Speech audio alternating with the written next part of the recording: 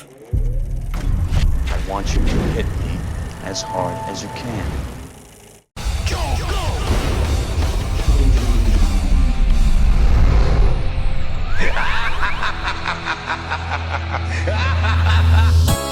A chill is in the air. Skeletons adorn the lawns in your neighborhoods. Ghosts haunt your doorstep for fun-sized candies. Yes, my friends, Halloween is here once more. It's a time when great pumpkins rise from the ground, a time when nurses become slutty, and a time when the movie studios are releasing horror-themed movies to cash in on the holiday. But no matter what new movies you've got coming out this Halloween, nothing can beat the perennial charm of the Disney cult classic Hocus Pocus. It's hard to think that back in 1993, this flick was drubbed over by critics and got so little faith from the heads at Disney that they released this Halloween movie in July. Yes, because not releasing a holiday movie on the actual holiday would work so well for reindeer games. But 22 years and several showings in middle school later, this box office flop has become a phenomenon. It's grossed over $8 million in DVD sales in 6 years. Bette Midler still breaks out I Put a Spell on You on tour, and millions of people make it a priority to catch its many airings every October on ABC Family. Freeform. Oh wait, I'm never gonna call it that! So seeing as critics hated it so much back then, and people love it so much right now, who's got the right opinion on this flick? Well, let me give you my opinion. But I tell you this much, when it comes to comedies about witches, it'll be hard to be funnier than The Crucible. And now she'll stab me with a scream, but she is a whore!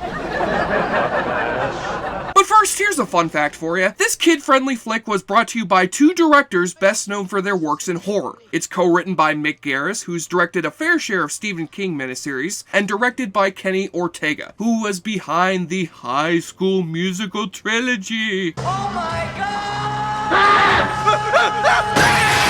So now on to the flick, which opens in Salem, Massachusetts during the year 1693, where a young lad named Thackeray Binks is horrified to find his sister Emily being lured to her death by one of the many witches haunting the land. In this case, it's three particularly nasty witches trying to suck the youth out of the little girl, the Sanderson sisters. Winifred, played by Bette Midler, Mary, played by Kathy Najimy of King of the Hill fame, Oh yeah! and Sarah, played by Sarah Jessica Parker, hanging with a coven of soul-sucking hags long before she would star on Sex and the City. Thackeray is too late to save his sister and is cursed by the witchy trio to live forever as a black cat. But then the witch hunters catch up with the Sandersons. What hast thou done with my son, Thackeray? Thackeray.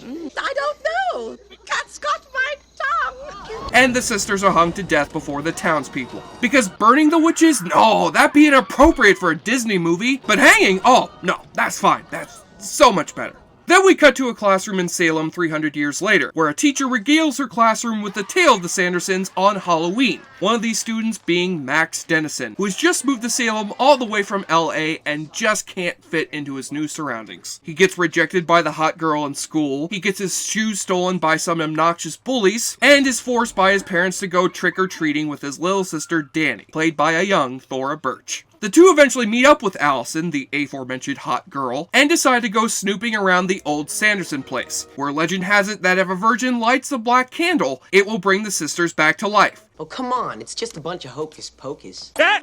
He said it! He said it! But sure enough, Max gives it a try, and sure enough, the Sanderson sisters return from the dead. However, unless the sisters suck the youth from another child, they'll end up dying all over again at the end of All Hallows Eve. And the kids have stolen their precious spellbook with the help of the still alive Thackeray Binks, who despite being a cat, is not voiced by the actor whose last name is actually Katz, and that is bullshit! So as the Sandersons chase those pesky kids with some magic spells, and the help of a resurrected lover, played by Doug Jones of Pan's Labyrinth and Silver Surfer fame, the question remains, does this childhood favorite still hold up in adulthood? Well, I'm saddened to say that yeah, it totally does. Sure, the jokes are corny, and the only reason the plot moves forward is because of the kids' stupid decisions, but with most kids' movies nowadays trying to be all cynical and hip, it's a relief to watch a flick like this that is genuine and gleeful. Plus, I have a real soft spot for movies where kids have to fight the forces of evil while the adults don't believe them, and our three lead actresses have a genuinely funny comedic chemistry going on with each other. Dost thou comprehend? Well, you explained it beautifully, Winnie. The way you sort of started out with the adventure part, and then you sort of slowly... Explain what? They're like the Three Stooges, but vaginas. And trust me, I'm not being blinded by nostalgia here. I can freely admit when a movie I loved as a kid is terrible in retrospect. This movie, however, remains a high-spirited and cheesy delight that I'll continue to make a Halloween tradition for years to come. And I hope that you out there who haven't will make it one of yours. After you're done watching The Crucible, of course. Kingdom, the power and the glory, forever and ever. No witch's brew can possibly be as strong as the several glasses of liquor you'll drink while playing the awfully good drinking game. Take a shot or drink every time Winnie cries out for her sisters! Sisters! Quick, Winnie, what's your favorite Brian De Palma movie? Sisters! What's your favorite song from White Christmas? Sisters! What's your favorite WB sitcom? Sisters! Winnie unleashes her Emperor Palpatine powers.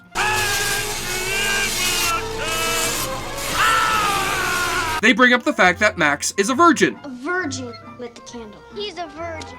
Are you a virgin? So the message that kids should get here is that being a virgin in high school is something to be mocked for and disgraced of. Thanks, Disney!